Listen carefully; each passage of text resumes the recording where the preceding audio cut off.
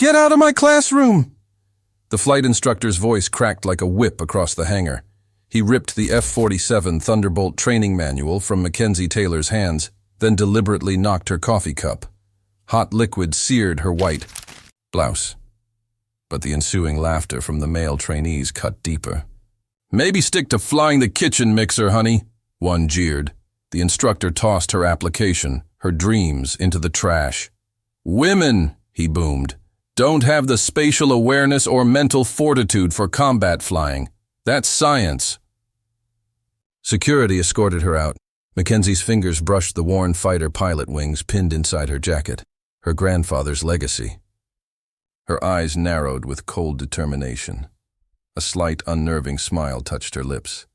They'd just humiliated the wrong woman. At 32, Mackenzie Taylor was no stranger to challenge. From her San Diego apartment, she'd watched jets soar from the Naval Air Station, dreaming of the controls. A former Air Force engineer with an MIT degree, aviation was in her blood, a 4-generation military family tradition. Her grandfather, a decorated WY-21 pilot. Her father, a Desert Storm helicopter pilot. They'd instilled a burning desire to fly. After her honorable discharge, she designed flight systems at North Star Aerospace. The pay was great, respect hard-earned, but her dream remained, to fly the machines she helped create. For 3 years, she'd applied to the exclusive Peterson Advanced Flight Academy, the only civilian facility training pilots on the F-47. Each rejection stung, but she saved relentlessly for the $85,000 tuition, logging over 500 flight hours. Finally, an interview, secured by submitting her application as M. Taylor, letting her stellar qualifications speak, unmarred by gender. What they didn't know was her intimate history with the F-47. During her Air Force service, she'd worked directly on its problematic flight systems. Her grandfather's wings, given with the words, "You'll fly higher than I ever did, Mac," weren't just metal. They were her covenant. The next day, armed with paperwork proving her acceptance was legally binding, she returned. Ryan Henderson, a washed-out former colleague, now a ground instructor, feigned surprise. "Mac, thought you were applying to be the administrative assistant," he sniped, drawing snickers. At the Afterburner, a pilot's bar, he introduced her. "This is Mackenzie. She thinks she's going to fly the F-47. Laughter erupted. "Honey, the only thing you'll be flying is coach back home," one man slurred. She sipped her water, memorizing faces. Prejudice was pervasive. Her airline pilot neighbor, Bill, constantly undermined her. Designing and flying are different. That's why men are pilots. Even a trip to the supermarket in her academy jacket brought a mother's disapproving, "That's not for girls like us, honey," as she pulled her daughter away. Ground school was hell. Her desk vandalized with lipstick and kitchen utensils. Her training manuals, outdated and incomplete. Brad Wilson, with half her flight hours, was made team leader. Mackenzie, the note-taker. Instructor Scott Daniels explained, "Wilson has natural leadership qualities." Simulator training was worse. Daniels set Mackenzie's simulator to extreme difficulty, severe weather, multiple system failures. She aced it. "Lucky," Daniels declared. Computer glitch. During emergency drills, men physically avoided partnering her. Captain Reeder, another instructor, just shrugged. She practiced with a maintenance dummy, their perfect boyfriend. Colonel Peterson himself summoned her. "You're disrupting class cohesion," he stated, not offering a seat. "Consider our passenger aircraft program, less demanding." When she scored a perfect 100 on aerodynamics, Captain Reeder accused her of cheating, reducing her score to 75. "Lucky you're not expelled, Taylor." At the midsummer evaluation, only she faced intrusive questions about her female body's ability to handle G-forces and potential reproductive issues. An anonymous blog, "Post-affirmative action reaches the cockpit," featured a blurred image of her. A maliciously edited video of a simulator struggle, titled "This is Why Women Shouldn't Fly," went viral. The Alumni Association threatened to pull funding. Then, new physical fitness standards, clearly targeting women, were implemented midway. A sudden $5,000 tuition error appeared, forcing her into a high-interest loan just before crucial evaluations. Through it all, Mackenzie persevered, studying longer, training harder, her grandfather's wings a silent comfort. I won't let them win. The final exam, a live F-47 flight test. Only the top 3. Despite superior scores, Mackenzie was ranked 4th. Brad Wilson, Travis Baker, and Michael Connors would fly. Her dreams seemed to shatter. The night before, in the empty simulator room, she overheard Peterson and Reeder discussing a critical stabilizer flaw in the F-47, the exact issue she'd identified and engineered a fix for in the Air Force. If they push vector thrust above 32,000 feet with high-angle maneuvers, it could destabilize, Peterson worried. But the test route doesn't require it. Mackenzie froze. Brad had boasted of high-attitude vector maneuvers. She burst in.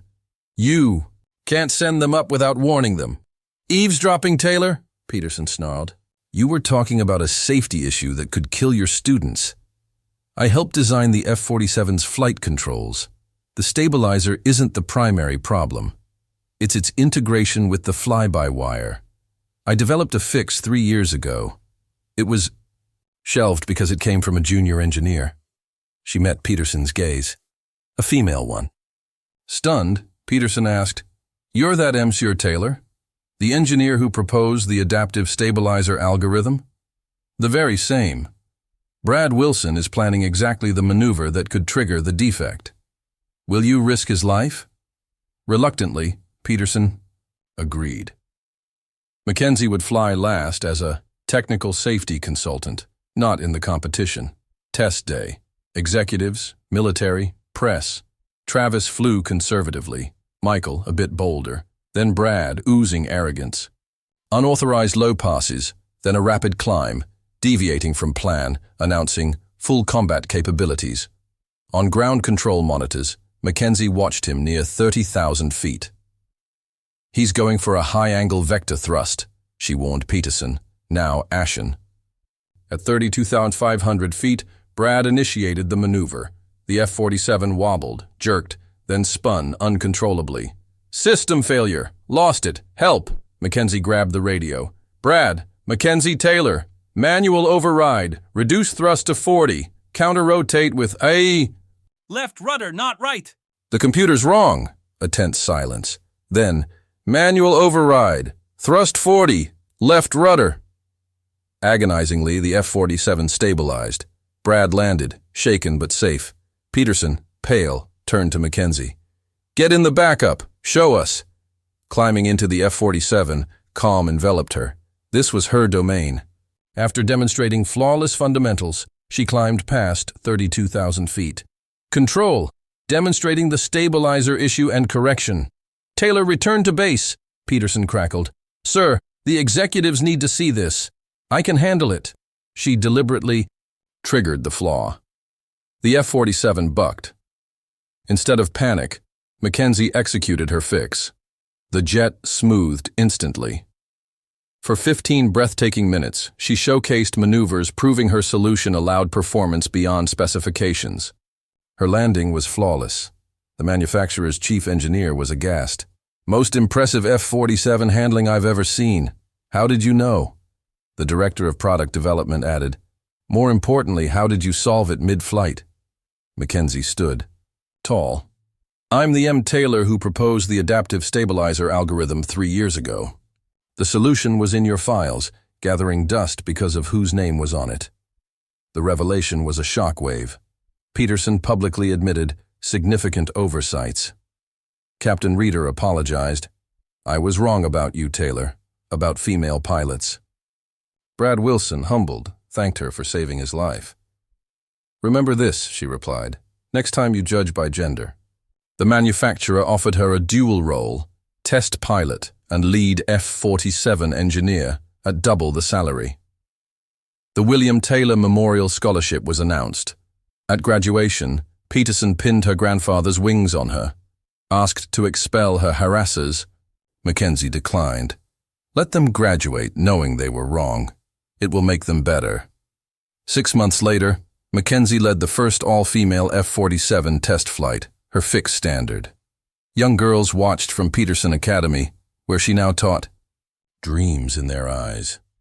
The sky doesn't care about your gender, she told an aspiring pilot. It only respects skill, knowledge, and courage. True strength isn't pushing others down. It's rising above, then reaching back to help the next person climb. Excellence, she knew, was the undeniable answer. Mackenzie's incredible flight was more than a display of skill. It was a testament to unwavering resolve. What seemingly insurmountable obstacles have you faced with such determination? We invite you to share your own stories of perseverance and discover more tales of courage here on Fable Crypt.